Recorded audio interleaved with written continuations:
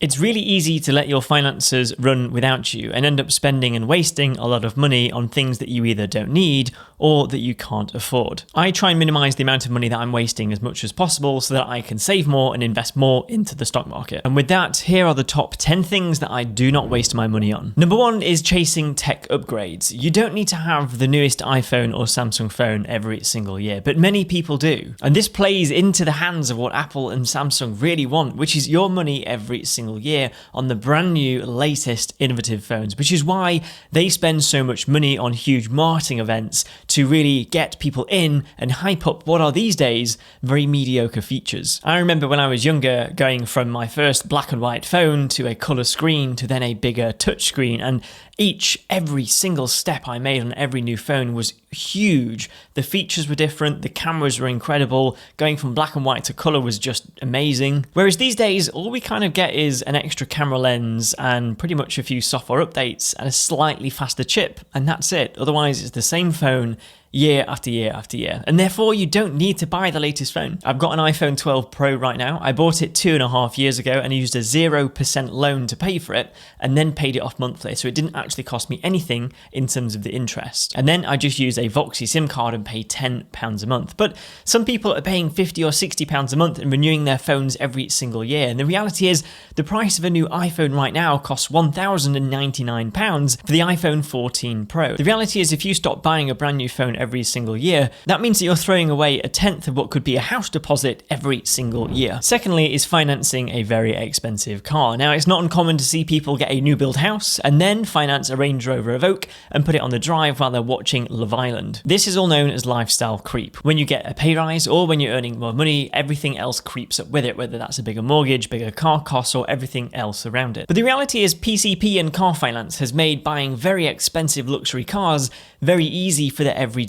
average person who doesn't actually earn that much money. And this is why you see people with a take-home pay of about £2,000 a month having car finance that's £600 a month, which is kind of bonkers in my head, because if you're spending more than 25% of your income on just one car, then in effect your priorities are in the complete wrong place. It's like having champagne lifestyle but with a lemonade budget. At the moment, I spend about 5% of my monthly take-home pay after all the taxes. 5% of that is being spent on car costs. I would love to have a nice luxury car and pay for a £60,000 car, but at the moment I could afford it and I could put it into my monthly expenses, but it's just not a priority compared to everything else. And that leads me to a thing known as delayed gratification. Now, this is where you, rather than rewarding yourself straight away, if you get a pay rise, instead of giving yourself all the extra expenses right away, instead put all that cash into savings, keep on saving up some money and build up that war chest first. And then in the future, when you can truly afford it and it doesn't really matter as much, then you reward yourself, and that is delayed gratification. Thirdly is commuting. Now, this is an interestingly controversial one. A lot of people in this country have to commute to their workplaces, which is absolutely necessary. So this one might not be for those types of people. But if you have a digital job,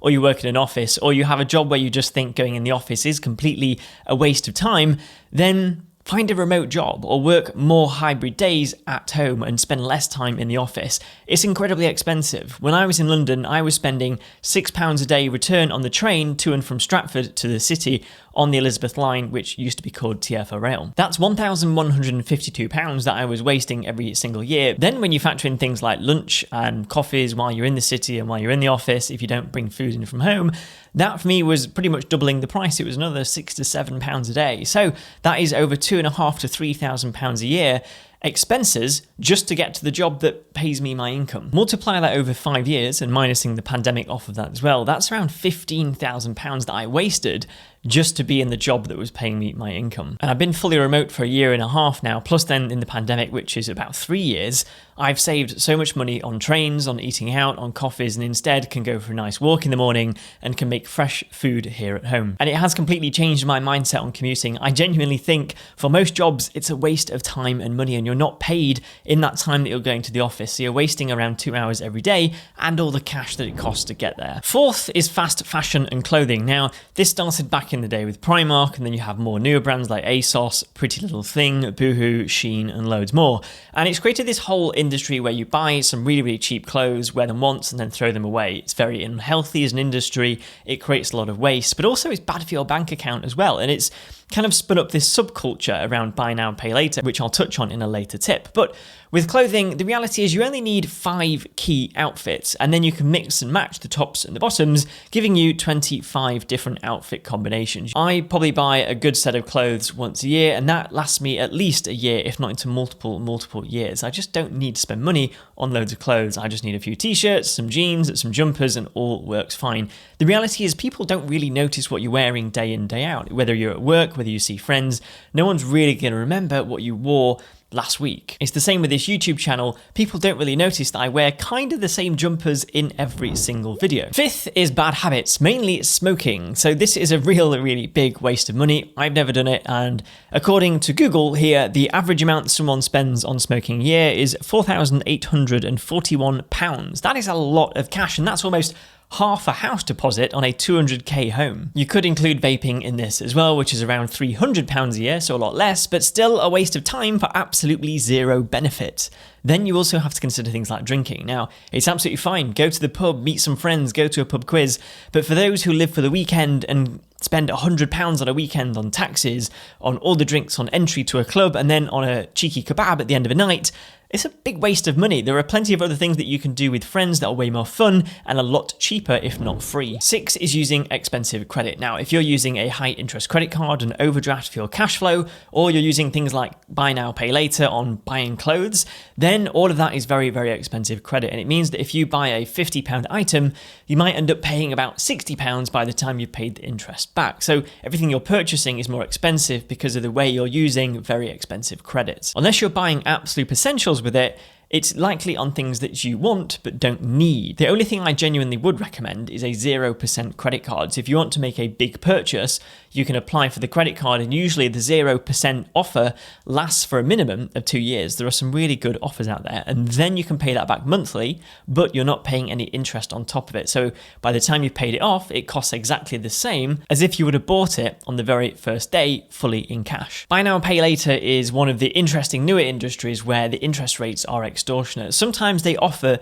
0% and you split it across 3 different months. But the reality is, if you don't have the money in the first place and you're using buy now, pay later, if you then miss a repayment, that is when it gets very expensive very quickly. So just avoid it. If you haven't got the money in your bank account, you shouldn't be using the equivalent in credit. Number 7 is betting or gambling, mainly playing the lottery. Of course, the famous saying is you have to be in it to win it, which is very true. But the chances of winning the lottery is around 1 in 45 million. In comparison, being struck by lightning has a 1 in 10 million chance, which is 5 times more likely. There is a 1 in 4.4 million chance, which is 10 times more likely, from dying from being left-handed and using a right-handed product incorrectly, and winning an Oscar, which is 1 in 11,500, which is 4,000 times more likely than winning the lottery. You could spend a lifetime buying lottery tickets and going to raffles and scratch cards and betting on sports and all of that stuff.